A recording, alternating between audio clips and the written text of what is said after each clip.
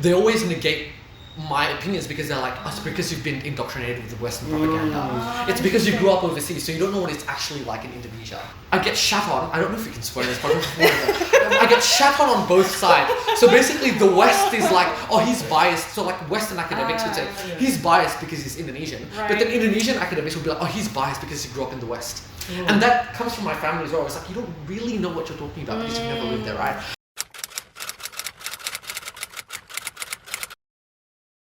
Slate.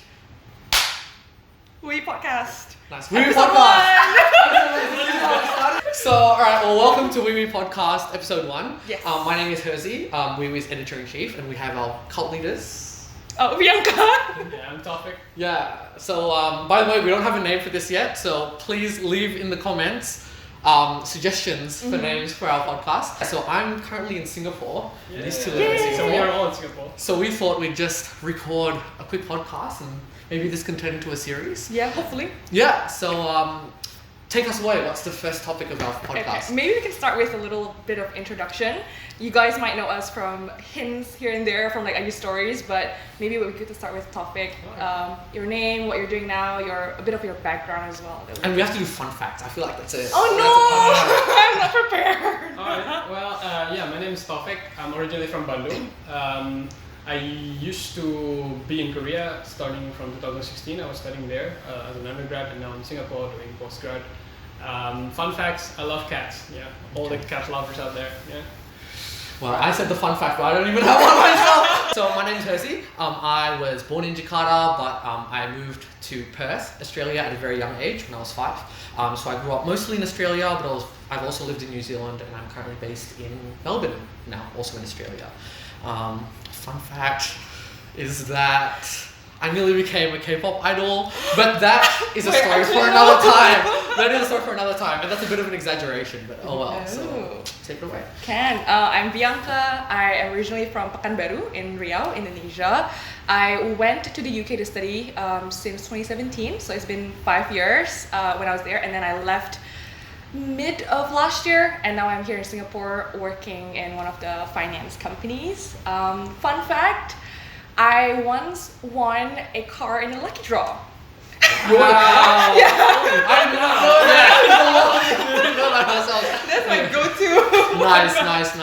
Yeah. What's the topic of today's discussion? Okay, as you can probably tell, all of us kind of have this duality of identity of like, you know, being Indonesian, but also somewhat spending a big chunk of our time abroad, whether it's like actually living abroad or studying in that sense. And we want to sort of tackle that topic because we think that it's also quite relatable with a lot of weebos out there who are also kind of, whether you are internationally raised or you went to international schools or you yourself went to school abroad.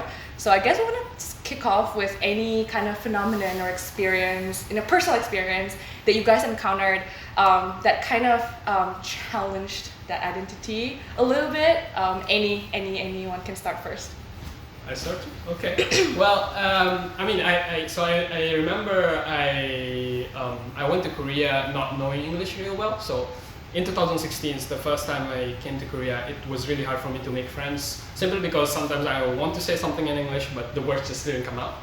But then, interestingly, after many years in Korea, it's the problem sort of like reversed. So now, when I come back to Indonesia, sometimes I forget very basic Indonesian words. So yeah, it's I think one struggle for many Indonesians who live abroad is like the duality of sometimes having to interact in Indonesia, but also think all the time in English because they live abroad. So for me, I think language switching between Indonesian and English is definitely quite a struggle. I think I relate so much to that as well, because like when I went to the UK, I mean, I have spent a lot of time like learning English, but still when I was there, people were speaking in a British accent, and it's just so different from the typical like plain vanilla or like American accent that you hear, and then I have to kind of adjust to that as well. And then same with you, like coming back to Indo, sometimes I struggle to express myself in Indonesian, and it's easier for me to like think first in English and then start thinking about like, how do I say this in Indo? Yeah, that's kind of how it was. Yeah. I think my experience is quite different from you guys because like you guys went to uni overseas, but I have just lived overseas since I was a kid. So I think like in terms of like an experience where I've experienced that sort of culture shock, or like, you know, the sort of duality and sort of the identity crises. It's when I moved into uni, I actually joined the Indonesian Students Association. And that was, I thought it would be like Indonesians like me, all of which like grew up overseas, but it turns out they're all like international students. And for me, I just had to relearn a culture. So I realized, I thought I was pretty Indonesian compared to my friends, but then like seeing these people who had just come from Indonesia, I was like, actually, I don't know anything about the country that I'm from. And sort of like there was that language crisis, whereas you guys like struggled with English. I struggled with Indonesian. There's a funny story I tell all the time where it's like I just got in and then I wasn't really close, my Indo was still really bad, and then they were gossiping, right? It was a party, they were gossiping, and then the words they used was like, oh ya si laki itu tembak si cewek itu, and I'm like, anjir dapat pistolnya dari mana? It's a true story. So it was like my Indo was that bad, and it was like, yeah, that was sort of a difficult thing for me to like deal with in terms of actually, wow, I might not be as Indo as I thought I was, which is pretty different from you guys. So yeah, I feel like that's interesting about, because I've worked with you guys and we've worked together for a long time, nearly 2 years now, and it's really interesting like hearing about other people's perspectives because we come from different backgrounds. Yeah. Actually, talking about language, I just got reminded of something. This is like a recent reflection that I had, is that because there are certain things that I'm more comfortable like expressing in English and some things in Indo, and like when I speak to say like an Indonesian person about something that's easier for me to explain in English, I found myself being like a bit more reserved and just like quiet down, because like I found it, I just struggle to explain it, and then like in some settings I could seem a bit more like quiet than I usually would be, just because like the stress like in like my brain is like working hard to like try and make this understandable for people, but then and then I just like kind of stop, and you know I stop trying. For me it's interesting because like I still use Indonesian, but mostly for like reading novels and poetries and so on. So like so English for me is a very technical language. So if I try to describe something technically, scientifically, more precise, then I'm more comfortable in English. But like somehow I never relate to English literature. Like same. I don't know, but for me, like, so that's why I relate more actually to Indonesian literature, because I read, for example, like, you know, even Pramudia in Indonesia, and then I read like D. Lestari novels and stuff. So like usually if I try to describe something more metaphorically, I'm more comfortable in Indonesia. But for technical stuff, because I think most of the time we talk about technical stuff, so like we use English all the time, right? Because it's more comfortable for me. Interesting. Yeah. I guess it's my turn. I guess like for me, because like I'm Indonesian, but I'm also like Chinese Indonesian, so that adds. It's not just a duality. It's like I don't know what it's called.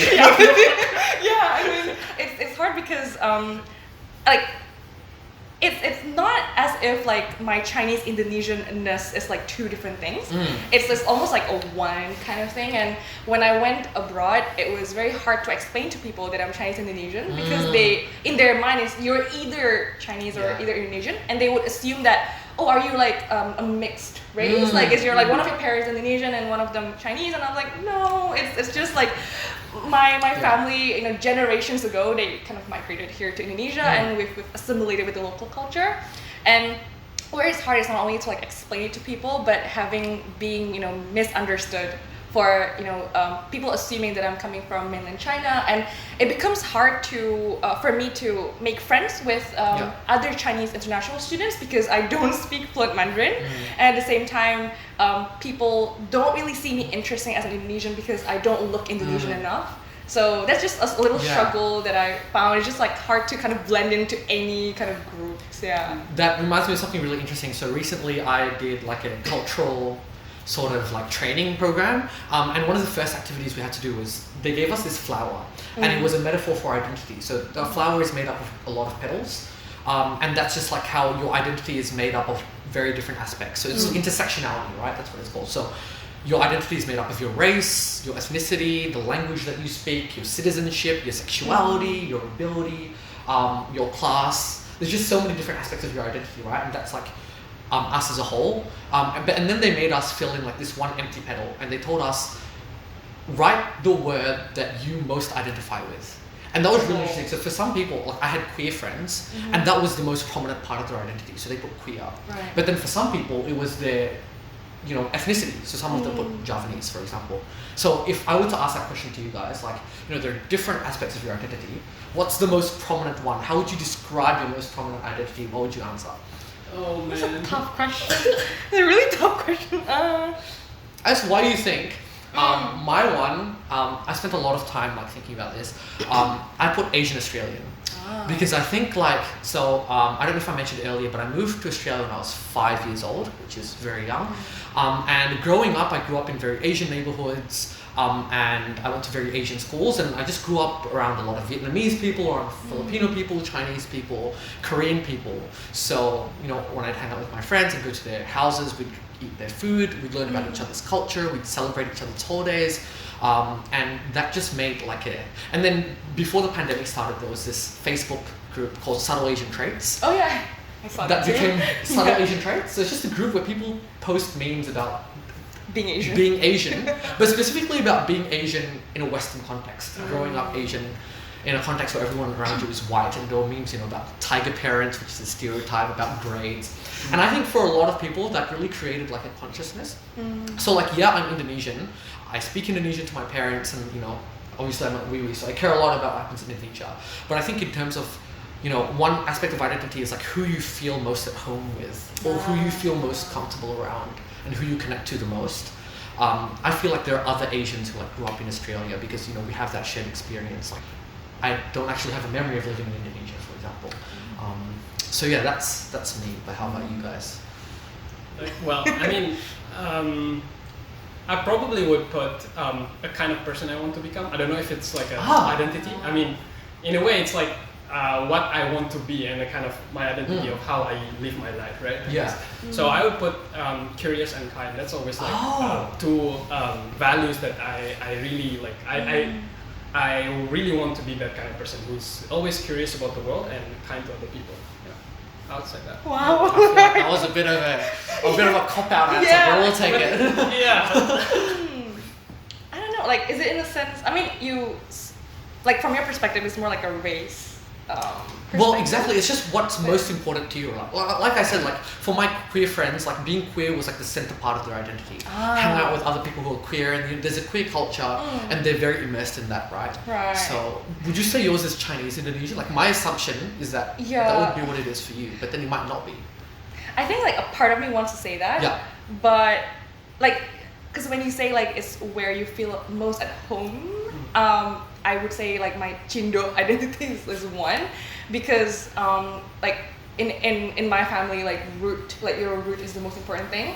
You never forget where you're from, or who you are as essentially. And I think that's more pronounced because I'm in a Chinese Indonesian family that's actually, we're not that, and it may come across as a very strict Chinese family, but we're not really. My parents are quite liberal in a lot of things. Yeah. But I think because they're very liberal in a lot of things, there's a part of this remember that you're Chinese, and try to speak in my case Hokkien at home and things like that. It's very, very instilled. So I would say that, but I don't think I embody that. Yeah, because I would say if there's anything, I think more from a Western perspective, just because I spent a lot of my education abroad. Well, not a lot, actually. My entire university experience was abroad, and when you're in high school or just elementary school, you're mostly going with the flow, right? Yeah. You don't have that consciousness of I want to do this, or I want to explore this. I only had that when I was in uni, and so that's that's why I mentioned that Indonesianness or the Chinese Indonesianness part of me is not really there, although that's what is being instilled upon me. And I think it's important to recognize as well that these are our individual perspectives. Yeah, right? yeah. So yeah, for example, there's a lot of Indonesians who grew up overseas like me. But then for some of them, for example, if I think about some of my Indonesian Australian friends, some of them might not resonate with the term Asian Australian, right? For some of them, being Muslim might be the biggest part of their identity because they went to an Islamic school and therefore they identify more of like as being part of an ummah or being part of the Islamic community rather than being Asian Australian, for example. Or some of them might not, they just might want to be Australian, right? They're a bit more whitewashed, they grew up around a lot of white people and they're like, I don't want to be discriminated against because I'm Asian, I'm just Australian. Similarly for you, there might be like Chindos who, I don't care about this term Chindo, I want to be called Indonesian because that's who I am, that's my citizenship, it's where I grew up, you know, so it's important to recognize that like even within the same group, there are different ways of perceiving your identity and labeling yourself. So it's just like really based on your like individual experiences and what shaped them, right? Very interesting. But also like not saying that I'm identifying myself as like a Westerner, but just because like I spent a lot of time there. But I think like a big part of what I studied as well during like my master's is that this like Western hegemony in like the education system. And because a lot of us who, you know, like I would say like a lot of our audience like do study abroad as well, and a lot of you guys would go to like Western countries. I'm just assuming, but most likely. So like there's just part of us that might not be aware enough that we are being instilled with also like a lot of Western. No, I mean even us using English, I think it's. Oh yeah, that's true. Yeah. So yeah, I don't really have an answer, I guess. Like on the topic of hegemony though, for those of you who it's not WIUI if you don't introduce a concept. So hegemony is basically the concept of hegemony in the social science. Because Viancqa and I come from a social science background. It refers to the works of Anthony Gramsci, if anyone's interested in searching up further.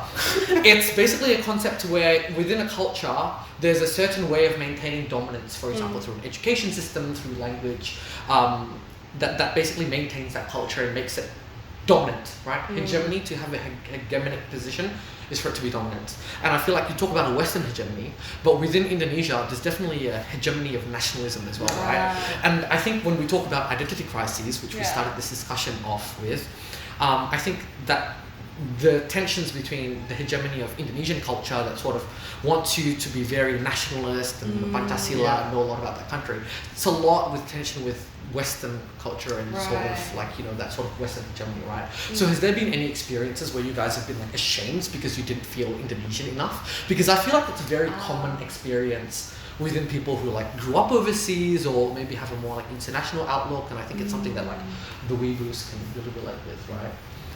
I don't know, like for me it's not that I like ashamed I'm not Indonesian enough. For me it's sort of the opposite, because in school, as you said, until high school mostly just going with the flow and everything, but after I go abroad, it's sort of like a switch, right? From initially being a majority in Indonesia and then switch becoming a minority. So, and then when I come back, I sort of becoming more tolerant toward like a minority, and I like, for me it's interesting because like I sort of read more about Indonesian history after I go back to Indonesia, and usually this is like the kind of the kind of topic that I try to explore was the kind of topic that was not covered in Indonesian history lesson during high school. Let's say I read like, you know, Pramudia Natatur novels, like Tan Malaka, Sohogi, and this kind of people, and to me it feels more like when I come back from abroad, and then like I came back from Korea back to Indonesia, and then I sort of rediscovered what it means about like me being from Indonesia, and then connect more. So the question was like a shame. I don't think so, because like it's more about like redefining, I guess, what it means to be Indonesia, to be Indonesian. Mine is I think the same as you. Like I don't think that I'm ashamed per se. I think it's more like not ashamed of being Indonesian, but like ashamed of not knowing much about my own country. I think that's kind of the feeling, because I did like financial economics for my undergrad, and then I did development studies. So a big part of what I studied was like very social sciencey, and a lot of it also requires us to, you know, do research on a particular area, a particular country, and naturally I gravitate towards Indonesia because I know the area the best, right? It doesn't make sense for me to, you know, try and research about like Mongolia, for example. So when I went to research about Indonesia, and then I read a lot of like these like journal articles about like made about Indonesia, and the sheer amount of information that I didn't know that was written by non-Indonesians, that made me ashamed. Like, okay, I see. people, like they're not Indonesians, but they spend so much of their lives, like, I don't know if it stems from fascination or whatever it is, researching about Indonesia and knowing so much about it, yet here I am, not really knowing what it is, beyond what was taught in like our history or like civic classes during like school. I think that was Yeah, but then again, like they have like a kind of third third person perspective, which might be different from the like inside perspective sometimes. Right? And I think that's what a lot of people fail to appreciate, because like especially me, so my academic background, I did my undergraduate studies in politics and Asian studies. So my specialization has actually been Indonesian politics. I wrote a thesis on it, and I've been doing research in that area. But then when I talk about topics related to Indonesian society and politics to, for example, my family, they always negate my opinions because they're like, it's because you've been indoctrinated with the Western propaganda. It's because you grew up overseas, so you don't know what it's actually like in Indonesia, right? So like, because my perspective, it's like I'm Indonesian, ethnically I am, but I've never lived there, or at least I don't have a memory of living there. So I do bring kind of a Western perspective, but I'm not a Westerner either, right? So I'm kind of in a really awkward position, especially in the field of Indonesian studies, where I get shat on. I don't know if you can swear in this, but I get shat on both sides. So basically, the West is like, oh, he's biased. So like Western academics would say, he's biased because he's Indonesian. But then Indonesian academics would be like, oh, he's biased because he grew up in the West. And that comes from my family as well. It's like, you don't really know what you're talking about because you've never lived there, right? So like, I don't think I'm ashamed, but I've been made to feel ashamed. But yeah, I just think that perspective has to be valued more, and it's all about like, you have to take different perspectives with a grain of salt, right? Yeah. So it's not that one perspective is more valuable than the other. Western scholars who write about Indonesia versus Indonesian scholars who write about Indonesia, they bring different things to the table, right? So it's all about just judging their arguments on a case-by-case basis and, acknowledging the positionality. It sounds like journal club. Join! Yeah, about acknowledging the different positionalities of the authors and like acknowledging their different biases, because like Westerners, or like Western commentators about Indonesia, which you get a lot of, especially about like the RKUHP, the criminal code provisions. You had a lot of Western journalists who were like, Bali sex ban, which is so stupid, right? It's about acknowledging the position that they come from, where they just want to get like, a lot of clicks, and acknowledging the positionality of those authors, which talking about like different perspective that you get from being in outside and inside. So I have this interesting story with my parents as well. So I was in Korea, and then I see a lot of Indonesians in Korea, and sometimes, for example, if I want to book a flight back to Indonesia, the flight will be full. So most like a lot of these people are they are tourists, right? So like from my perspective, there are many Indonesians who can afford to go to Korea for tourism, right? So I was like, it seems like Indonesia is pretty like, the middle class at least is growing and everything. But my parents, when I share this story with my parents, they work really closely with like poor people. That's why and this is one of the things that I admire them about. So they have a contrasting perspective. They're like, no, Indonesia is still very poor. This is like the government just manipulate the numbers so that the number of poor people are decreasing, even though it's not. So somehow, because Indonesian is big, I feel like you always can have a different perspective depending on what sample you are looking into. Right? And I think going back to that concept of an identity flower, one identity that we really forget to think about oftentimes is class. Because I think that really changes our perspectives on different things. Like we're in Singapore now. A lot of Indonesians are in Singapore. But you have the Indonesians who are here as TKI, like domestic helpers and like construction workers, versus the Indonesians who are here who are working like finance jobs and white collar jobs, right? Same thing in Australia. You have like my parents' friends who are like, some of them are like directors of consulting firms, others who are there as bus drivers, for example. And we've often we have a really ethnic, because Indonesians are very nationalistic people. So we have a very, we think about ethnicity, but we forget to think about like actually class. Like you mentioned, it's often overlooked. And often what class you are, it really differentiates your experience. Like one thing is like the ones who can afford to study overseas are often very went to very elite schools and things like that, right? So my friends who are international students in Australia, creme de la creme, parent-owned businesses, and that's not really, and you feel sort of like an identity divide there because I'm not from that background, I just grew up there, but I'm not an international student, I don't have that money. So it's like class is, I feel like, something that's overlooked as well in identity, and something that we need to be more critical of, especially since a lot of us are privileged to be able to speak English, to be able to receive an education overseas. So it's like, how does that shape our perspective of Indonesia, and how does that shape our biases towards the country? Is something we need to be more aware about.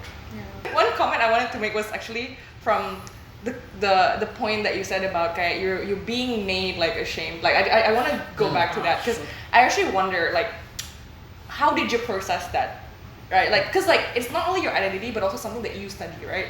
Like how do you process it, and is it different, like the way you process it, like in the academic setting and in your personal setting? Yeah, I just wonder. I think it's difficult because the way I process it, I was just angry. Because I feel like my complete existence was invalidated and well, especially since that's my area, I've been studying that for a long time versus my parents who just assume that they have that knowledge because they grew up there. But I think, well, it was productive because it led me to think about my own biases in terms of like my positionality as Indonesian, kind of, but not really, Westerner, kind of, but not really. So it made me think about that. But also, I think like, even though I got that response from my parents, when I speak to other academics, they're actually like, your perspective is so valuable. Because if you want to research a topic, you can bring into, like, you have very different perspectives that you can draw on. Right. You're aware of so many different biases. And so in an academic setting, it's actually very valuable, right? So I guess it's just about like, shit happens. It's unfortunate, but then, it is. But it's very interesting, like you can see something as a weakness, but then when you tweak it a little bit, it becomes a strength, right? Similar, by the way. I mean, like, I don't know, like I didn't say this, but like my background is mostly in science. So I was initially very intimidated being active in WIUI because I need to catch up with these two guys which are very social and economics and stuff. But like sometimes I feel like am I doing science or am I doing like social science? It's like where do I want to go? It's like somewhere in the middle is interesting. I think I talked to Viancqa at one point also. Like I really would like to be a person who like becomes a bridge between different sides. So sometimes people in science and people in social science, they don't really talk to each other, even though as we see, for example, from COVID-19, like these two are very closely related, like vaccines, it has both scientific sides and also social sides. So one of the reasons I joined WIUI is actually to be like the kind of a bridge between these two different fields.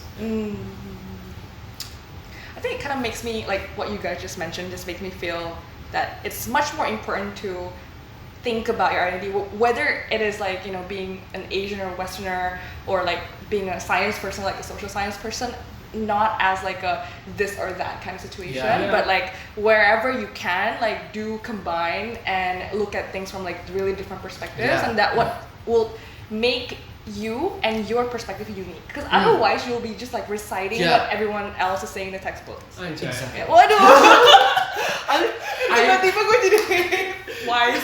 I agree so much with that point because it's all about nuance, right? It's like I spend a lot of time thinking about my identity, and for a lot of people, especially in the West, it's identity politics. Why are you thinking so much about identity? But I think it's actually really important because from reflecting about your identity and who you identify as and the different layers of your identity, I think you're able to grow a self-awareness, right? You're more aware about who you are and why you think what you think, right? And I think especially when you're having critical discussions and talking about the world and talking about politics, that's so important to be able to be like, actually, I think this because I come from a certain cultural background, because it allows you to challenge what you believe and challenge what others believe as well. So I think like a question that we get asked a lot in WIUI is like, critical thinking, how do I gain critical thinking skills? I'd actually say, it's like reflecting about your identity and reflecting about why you have the values that you have and why you think the things that you think is a very important way. Like growing self-awareness is a really important way of like developing critical thinking skills, because you're more aware of what you're debating about and like why you're debating the way you are. And I think one way to trigger this kind of trigger how to say, like we challenge or we sort of reevaluate why do we think the way we do, is by going abroad. I think that's one way. Because like, I don't know, like my experience when I stay in Indonesia, the social pressure is way too big for me to question why I behave in this way and so on. But when I go out of Indonesia, somehow I feel like there's a shift. Suddenly, just I can basically I can see why I behave in a certain way simply because like not everyone around me behave the same way. Right. Like if in Indonesia, like everyone, it's my personal experience. Like I feel like everyone is doing similar things, so it's hard for me to question why I do why I do what I do. And I think that requires a certain mindset as well, because I know a lot of international students, they go to Australia, but actually that doesn't make them more open-minded, it makes them more close-minded. It makes them more like, oh actually, yeah, the way I was brought up was actually right. Why are these Westerners doing it like that? No, but it's not really close-minded, no? I mean, like, it could be just... It could be them reevaluating, but then like, I think some people, especially, right, like, the Muslim community overseas, you'd assume they'd be more progressive because they experience what it's like to live as a minority, and therefore you think they'd be more empathetic towards minorities. Actually, a lot of the times it's the opposite effect. Like, is massive in Australia. We should cut that. A certain conservative Islamic party is very popular overseas, because being overseas, it reinforces sort of their biases, right? So I think it requires a certain mindset and a certain skill. Like being open-minded is a characteristic in itself. So one strategy I learned recently to be like more open-minded, it's about suspending judgment. So let's say you're interacting with someone from a different culture and you really are put off and uncomfortable with how they're acting. A lot of people, it's really easy to be like, oh, it's because they're X, it's because they're this ethnicity, it's because they're this religion. But then it's not only culture that shapes how people behave, it's your personality, it's your situation, right? So then a tip I learned is to suspend judgment. So instead of judging, you acknowledge that you're uncomfortable with the situation, but then you reflect, why is it they're acting that way? Is it really about their culture, or is it just their personality? Are they just an introvert? You know, are they just more What's aggressive? wrong with introvert? Wrong with introverts. Spend your judgment and like just do a lot of reflection about like maybe it's the culture, maybe it's just their I personality. think it's not only reflection, but I would encourage people to actually interact with them. Oh, of course. Yeah, because one way to sort of dissolve this kind of barrier between different people, I think, is to start talking, right? I mean, if you are like just sheltered in just one community, you cannot really understand the perspective of people from outside the community. Tak kenal maka tak sayang. Oh, siap.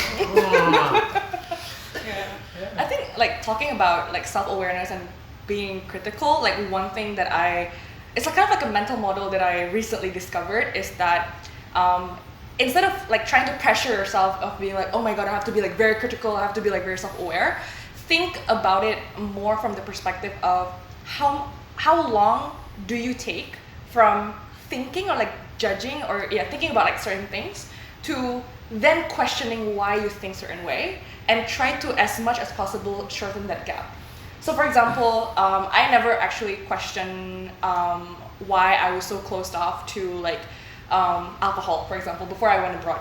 But I never actually like questioned like why. I never even went to a bar, like to a club. I've never even encountered someone I don't know, mabuk atau apalah gitu. I never really encountered in real life, and it took me like years to then question, like from the moment I landed in the UK to like I think like a year or two later, to kind of question like why did I have that like prejudice almost, like that alcohol is like bad.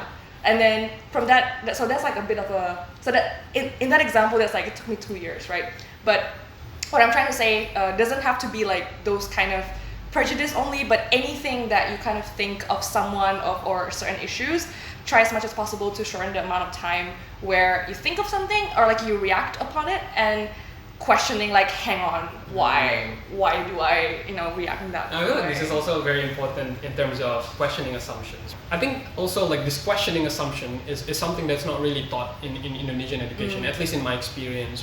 Even in my specialty is in physics, or let's say even in science in general. Like you have a certain scientific facts. It's not really questioned.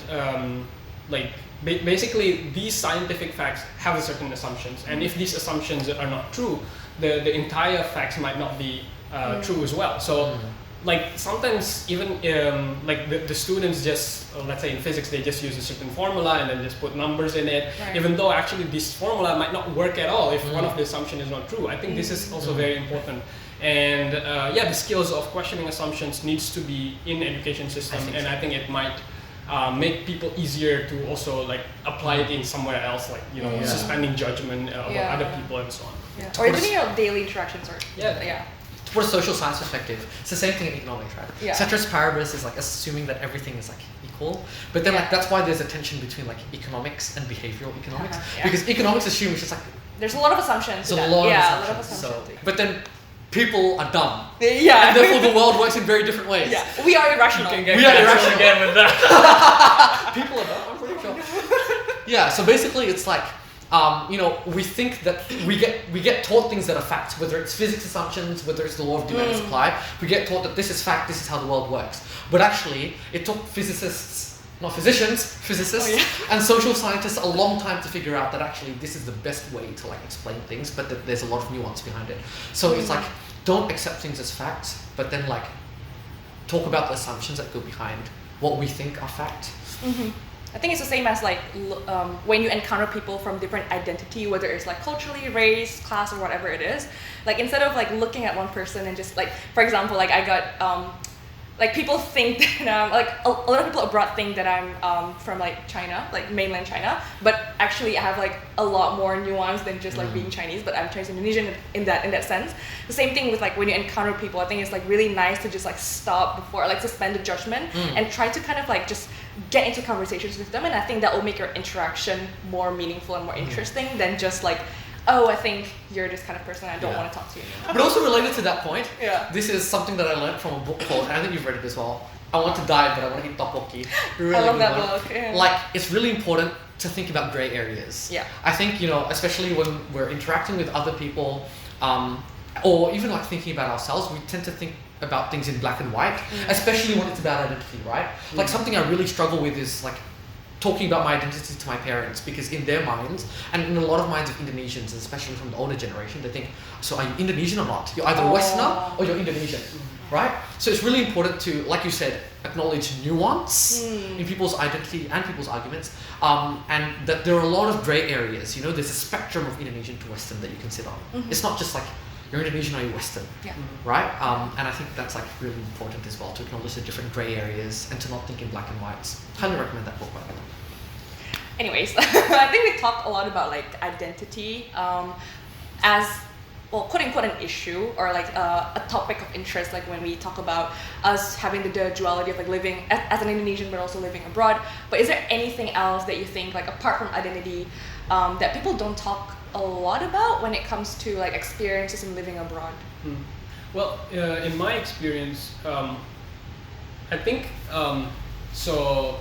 Let's see, like if you look up, for example, on Instagram or in any other social media, and you look up like Indonesian study abroad, and the pictures that you'll see are like very wonderful pictures, like a vacation every day, going to fancy place, nice Instagram pictures and so on. But I feel like there is a side of it which is not talked about as well. The fact that it can become very lonely, like because especially, for example, if you're in Indonesia, Indonesia has a relatively strong community, I would say. If you move to countries which are more individualistic, it's much harder to make friends. And like sometimes, like me and Viancqa, maybe we move abroad when we are quote unquote an adult. Like we start learning how to become an adult, and making friends as an adult is very different beast as compared to making friends as a high school student or middle school student. So you can get very lonely, and if you experience this loneliness, I think it's very important to seek support, find community, and find friends like these, like online friends that became real life friends, I guess. I think mine is quite similar. So I think WIUI has quite a young audience, so there'll be people who have graduated, but there might be some of you guys watching who are still yet to go to university. And I think like my tip for you guys who are thinking about studying abroad is like, yes, it's difficult, like Taufiq said, to make like friends with like locals, but I think it's really important and it really adds to the experience. So like I think try your hardest. I'd really encourage you guys to like try your hardest to make friends with locals, because like we were talking about before, it really helps you to like gain different perspectives and grow as an individual and question your assumptions. So yeah, that's like sort of like my tip or like takeaway, especially for those of you who've like haven't yet started studying university or are still in the process. I think for me, also because like on the side I also work on like helping people like who wants to study abroad.